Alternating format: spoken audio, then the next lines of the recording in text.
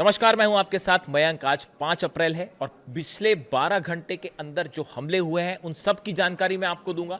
देखिए, इस वक्त एक बेहद अहम खबर आ रही है। मैं आपको बताऊंगा अरब में कहां हमले हुए, इसराइल में कहां हमले हुए, लेकिन इसके अलावा एक बहुत बड़ा अपडेट आ रहा है अमेरिका से। बताया यह जा रहा है कि डोनाल्ड ट्रंप को अमेरिकन इंटेलिजेंस एजेंसीज की तरफ से एक खुफिया रिपोर्ट सौंपी गई है और जिसमें यह कहा गया है कि ईरान ने एक बड़ा प्लान तैयार किया है कि हो सकता है आने वाले कई महीनों तक, हो सकता है साल से भी ज्यादा, ईरान हॉर्मूज को नहीं खोलेगा।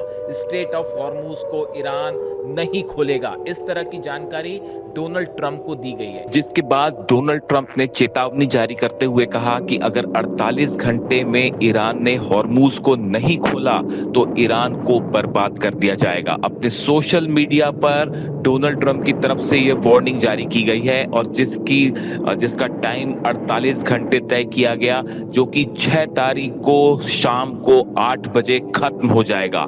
अब सबकी नजरें हैं कि 48 घंटे बाद डोनाल्ड ट्रंप क्या करने जा रहे हैं और क्या ईरान पर कोई बहुत बड़ा हमला होने वाला है। एक बड़ी बैठक होने जा रही है अमेरिका में, इस तरह की जानकारी है, जिसमें अमेरिका की तीनों सेना के प्रमुख शामिल होंगे, डोनाल्ड ट्रंप शामिल होंगे, इसके अलावा इंटेलिजेंस ऑफिसर्स जितने बड़े हैं सब शामिल होंगे। और इस बैठक में अब यह प्लान तय होगा कि अगर ईरान हॉर्मूज को नहीं खोलता है तो इस सिचुएशन में आगे क्या किया जाए। देखिए, मैंने आपको अपने पिछले वीडियो में बताया था, जितने सारे बड़े वॉरशिप्स हैं अमेरिका के, वो एक बार फिर मिडिल ईस्ट में हैं। चाहे जॉर्ज डब्ल्यू बुश हो, अब्राहम लिंकन हो, जेरल्ड आर फोर्ड हो, ट्रिपोली हो। इसके अलावा डिएगो गार्सिया में एक बड़ी प्रैक्टिस चल रही है। बड़ी संख्या में अमेरिकन सोल्जर्स मौजूद हैं जो हॉर्मूज में कैसे ग्राउंड ऑपरेशन किया जाए इसकी तैयारी कर रहे हैं। अब ऐसे में सवाल ये है कि जो ये रिपोर्ट सामने आई कि ईरान हॉर्मूज नहीं खोलेगा, इस पे अमेरिका का अब अगला कदम क्या होगा। देखिए, आप चाहे आसमान की बात करें, चाहे ज़मीन की बात करें, चाहे समंदर की बात करें, तीनों ही एरियाज में अमेरिका की सेना को ज़बरदस्त झटके लगे हैं एक महीने के अंदर। अगर आप एयरप्लेन्स की बात करें, फाइटर जेट्स की बात करें, तो आपने देखा ही कि किस तरह से जो है वो धड़ाधड़ अमेरिकन प्लेन्स गिर रहे हैं। और जो ईरान का जो नया डिफेंस सिस्टम है जिसको लेकर मैंने वीडियो बनाया था, माजिद, उसने जो है सच मायने में अमेरिकन एयरफोर्स के सामने वो चुनौती खड़ी कर दी है जो शायद सेकेंड वर्ल्ड वॉर के बाद पहली बार इतना बड़ा चैलेंज अमेरिकन एयरफोर्स को मिला। ना इराक वॉर में मिला, ना अफगानिस्तान वॉर में मिला, ना ही कहीं और मिल पाया। लेकिन ये पहला मौका होगा सेकेंड वर्ल्ड वॉर के बाद जब अमेरिका के जेट्स इतनी बुरी तरह से क्षतिग्रस्त हो रहे हैं, प्रभावित हो रहे हैं। तो आप देखिए, आसमान वाली जंग जो है उसमें ईरान भारी पड़ता दिखाई दे रहा है। अगर आप ग्राउंड ऑपरेशंस की बात करें, अमेरिका ईरान में कदम नहीं रख पा रहा, हॉर्मूज पर ग्राउंड ऑपरेशन करने की हिम्मत नहीं जुटा पा रहा। और जो नई इंटेलिजेंस रिपोर्ट है वो ये कह रही है कि अगर आपने यहाँ पर सेना भेजी और ग्राउंड ऑपरेशन किया तो उसका नतीजा होगा आप घेर लिए जाएंगे। ईरान की जो सेना है उसने एक मल्टी लेवल तैयारी कर रखी है। मैं एक वीडियो में अलग से आपसे बात करूंगा कि ईरान की क्या तैयारी है, लेकिन अगर ग्राउंड ऑपरेशन होता है तो आप वहाँ पर भी हारेंगे। समंदर में आप देखिए जिस तरह से जहाज जो है, बड़े बड़े वॉरशिप्स अमेरिका के करीब गए ईरान के, लेकिन वो वापस आने शुरू हो गए। चाहे वो अब्राहम लिंकन हो, चाहे जेरल्ड आर फोर्ड हो, उस पर तो सीधा अटैक तक हुआ और आग लग गई उसमें। ऐसी हालत में समंदर में भी जो है वो ईरान भारी पड़ रहा है। और अगर आप बात करें सरफेस टू सरफेस वॉर की, तो आप जान ही रहे हैं कि किस तरह से खुर्रम शहर और फतेह 2 और सेजल और इमाद और कदर, लंबी लिस्ट है ईरान की मिसाइल्स की जिसने तबाही मचा रखी है। यानी डोनाल्ड ट्रंप तीनों ही जंग में हार रहे हैं, चाहे वो समंदर की जंग हो, चाहे ज़मीन की जंग हो, चाहे आसमान की जंग हो। और इसीलिए मुझसे किसी ने कहा कि अगर 100 डोनाल्ड ट्रंप भी आ जाएं तो भी ईरान को नहीं हरा सकते। इसीलिए मैंने ये थंब आज की वीडियो का दिया। तो देखिए, इस प्लान के बाद बड़ा कुछ बदलता हुआ दिखाई दे रहा है कि अगर ईरान ने हॉर्मूज नहीं खोला तो क्या होगा। अगर किसी तरह का ऑपरेशन होता है, देखिए आप अगर हमलों की बात करें, ओरेकल बिल्डिंग पर हमला, इंटरनेट सिटी पर हमला, अगर आप दुबई की बात कर लें, यूएई में लगातार हमले हो रहे हैं। और चुन चुनकर आईटी फर्म्स को निशाना बनाया जा रहा है, इंफ्रास्ट्रक्चर को निशाना बनाया जा रहा है, अमेरिका के जो जुड़े ठिकाने हैं उनको निशाना बनाया जा रहा है। फुजेरा पोर्ट पर क्या हुआ आपने देखा, यानी यूएई लगातार निशाने पर है और अब हिट हो रहा है बिजनेस सेक्टर, इकोनॉमी सेक्टर। और इसका अभी तक मैं एक रिपोर्ट पढ़ रहा था, उसमें ये कह दिया गया है कि अभी तक जितना नुकसान हो चुका है अरब देशों को, उसको वापस आने में ही 5 साल, उसकी भरपाई करने में 5 साल लगेंगे। चाहे वो दुबई हो, चाहे अबू धाबी हो, चाहे सऊदी हो, जॉर्डन हो, बहरीन हो, कतर हो, ये सब को नॉर्मल इकोनॉमिक फंक्शंस करने में 5 साल लगेंगे। नॉर्मल होने में इतनी मिसाइल्स पड़ चुकी हैं अभी तक, अभी 1 महीने की जंग हुई है। इसके अलावा सऊदी में भयंकर अटैक हुआ है, एक बार फिर से अमेरिकन बेसिस पर मिसाइल अटैक हुआ है, जिसकी तस्वीरें भी हैं। यानी देखिए सऊदी में इसमें हालांकि मैंने मेरे एक मित्र हैं, वो यूएई में रहते हैं, उनसे मेरी चर्चा हो रही थी, तो वो इस बात को लेकर उनका ये पॉइंट ऑफ व्यू था, जो उन्होंने ये कहा कि देखिए सऊदी से ज़्यादा हमले यूएई पे हुए हैं और दोनों के हमलों का नेचर थोड़ा सा अलग है। अगर आप देखें सऊदी में जो निशाना बनाया जा रहा है वो अमेरिकन बेसिस को निशाना बनाया जा रहा है, अमेरिका की सेना से जुड़े इंस्टॉलेशंस पर ज़्यादा हमले हो रहे हैं, उस एयरपोर्ट पर हमले हो रहे हैं जहां अमेरिकन सोल्जर्स हैं, या फिर ऐसे ठिकानों पर जो मिलिट्री बेस है बाय एंड लार्ज।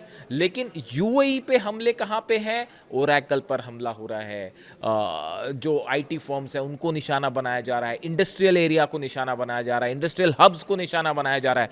यानी दोनों के नेचर में थोड़ा सा डिफरेंस है। अब ये एनालाइज करने की ज़रूरत है, क्या इसकी वजह ये है कि यूएई ज़्यादा एग्रेसिव है ईरान के खिलाफ एक्शन करने को लेकर, इस तरह की जो बातें हैं। आप देखें बहरीन में एक बार फिर बड़ा हमला हुआ है, मिसाइल अटैक हुआ है बहरीन में और उसकी तस्वीरें भी सामने हैं, और एक इंडस्ट्रियल और कमर्शियल एरिया है उसके ऊपर बहरीन पर जो है वो मिसाइल गिरी है और वहाँ पे भयंकर नुकसान की खबर है, यानी बहरीन फिर टारगेट पर है। इसके अलावा आप बात करें कुवैत की जो मीना अल अहमदी रिफाइनरी है, इस पर मल्टीपल स्ट्राइक्स हो रही हैं। यानी एक बार खबर आई, एक्चुअली कल सुबह के समय ये खबर आई थी कि मीना अल अहमदी रिफाइनरी पर जो है ड्रोन अटैक हुआ है और वहाँ आग लग गई है, और कल शाम होते होते यानी 4 अप्रैल की रात होते होते फिर से ये खबर आ गई कि कुवैत की रिफाइनरी पर फिर हमला हो गया। ये जो हमले हो रहे हैं लगातार 6 देशों पे भयंकर, और इराक में तो पता ही है आपको हाल क्या है बगदाद का। तो ये जो हमले हो रहे हैं ये जवाब है उन हमलों का जो तेहरान पर किए जा रहे हैं। तेहरान में ईरान में भयंकर बमबारी हो रही है। देखिए पुलों पर निशाना बनाया जा रहा है, यूनिवर्सिटीज़ पर निशाना बनाया जा रहा है, अस्पतालों पर निशाना बनाया जा रहा है। ऐसा लगता है कि एक जो ये अगर ये पायलट वाला कांड नहीं होता, अमेरिका के 5 जेट्स जो गिरे अलग अलग हेलीकॉप्टर समेत, अगर ये ना गिरे होते और खासकर वो पायलट ना गायब हुआ होता, तो शायद ये हमले और कहीं ज़्यादा हो गए होते। ये जो इजराइल की तरफ से 2 स्ट्राइक थोड़ी कम की गई, उसकी वजह ये थी कि अमेरिका वहाँ पर खोज रहा था अपने पायलट को, इस चक्कर में इजराइल की तरफ से हमले कुछ कम हुए कल, वरना ईरान पे ज़बरदस्त बमबारी हो रही है। और ये जो हमले इजराइल और अमेरिका की तरफ से हो रहे हैं, आप देखें आम जनता को हिट किया जा रहा है वहाँ पे। यानी ऐसा लगता है कि युद्ध में इससे घटिया स्तर पर कोई और नहीं जा सकता। हकीकत ये है, वॉर क्रिमिनल्स कह रहे हैं कई लोग, तो इस तरह की तमाम बातें हैं। कई सारे जो कानून के जानकार हैं इंटरनेशनल, उनका ये कहना है कि अमेरिका और इजराइल ने जो हमले किए हैं ये वॉर क्राइम के तहत आते हैं। जिस तरह से स्ट्राइक की गई है ईरान में और इजराइल में, छोटे छोटे बच्चों को निशाना बनाया जा रहा है। आप हालात देखिए बहुत, लेकिन उसके बाद भी ईरान जुटा हुआ है। मैं अगले वीडियो में आपको एग्जैक्ट बताऊंगा कि ईरान की क्या प्लानिंग है और ईरान अब आगे क्या करना चाहता है। लेकिन आप देखिए जो हॉर्मुज वाली फिर से एक बात है कि अब डोनाल्ड ट्रंप आगे क्या करेंगे। डोनाल्ड ट्रंप बुरी तरह से फंस गए हैं कि अब अगर ग्राउंड ऑपरेशन करते हैं तो ग्राउंड ऑपरेशन करने के लिए उनको चाहिए अरब देशों की मदद। बिना अरब देशों की मदद के ग्राउंड ऑपरेशन नहीं हो सकता, क्योंकि आप ईरान के 1000 किलोमीटर के डिस्टेंस पर जैसे ही अमेरिकन जहाज आए, चाहे वो ट्रिपोली आए, चाहे अब्राहम लिंकन आए या जेरल्ड आर फोर्ड आए, उस पर सीधा मिसाइल स्ट्राइक्स होंगी। यानी ये डिस्टेंस आपको मेंटेन करना है। दूसरी चीज़ ये है कि अगर ग्राउंड ऑपरेशन आप करते हैं तो बिना बैकिंग के वो ग्राउंड ऑपरेशन नहीं हो सकता। लगातार इस तरह की खबरें आई। देखिए परसों रात को एक इंटरेस्टिंग खबर थी। इंटरेस्टिंग क्या खबर थी? हमलों की खबर थी। केशम आइलैंड पर बड़े बम्बार्डमेंट की कोशिश हुई, और इस तरह से कोशिश हुई कि इन आइलैंड्स के बीच में ईरान का संपर्क तोड़ने की कोशिश की गई। मूसा आइलैंड है, केशम आइलैंड है, खार्ग आइलैंड है। ये 3 जगह ऐसी हैं जिस पर कब्जा करना बेहद ज़रूरी है अगर आप हॉर्मुज को कंट्रोल करना चाहते हैं। अमेरिका की ये कोशिश है, जो बम्बार्डमेंट हो रहा है, ये इनकी लोकेशंस तय कर ली गई हैं कि कहाँ पे एक साथ B-2 बॉम्बर्स बड़ी संख्या में बम्बार्डमेंट करेंगे और उसकी आड़ लेके पैराट्रूपर्स नीचे उतरेंगे। यहाँ तक का तो हो गया प्लान, लेकिन आप नीचे उतर जाएंगे तो ईरान की सेना कह रही है हम इंतज़ार कर रहे हैं आपका कि आप नीचे तो आ जाएंगे, उसके बाद आप वापस कैसे जाएंगे, सवाल ये है।